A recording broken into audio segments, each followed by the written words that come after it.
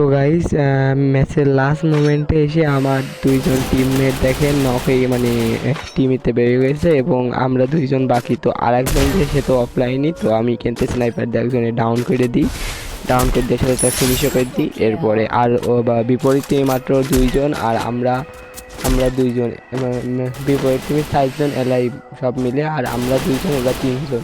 এখন দেখা যাক ম্যাচটাকে কি পর্যায়ে নিয়ে যাওয়া যায়। তো প্রথমে আমার টিমমেটটাকে বিরাট ড্যামেজ দিয়েছে, তো আমি সেই সাথে একটা ড্যামেজ দিই হালকা করে। তো এইখানতে একটাও নক হয়নি, তো এটাও আমি প্রেশার দিতে আস্তে আস্তে। তো দেখা যাক লাস্ট মোমেন্টে কি হতে পারে।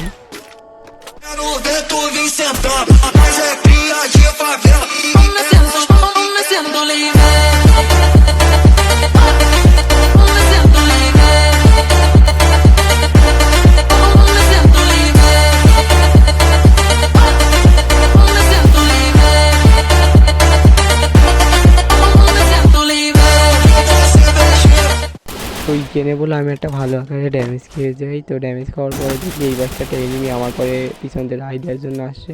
তো আমি তাকে প্রথমে একটি শট মারি, তো তার বল ফেলার পরে আরেকটা শট মারতে চাই, তো পারি না। এরপরে আমি বললো এনিমিটাকে নক করে দিই, তো নক করে ফিনিশ করে দিই।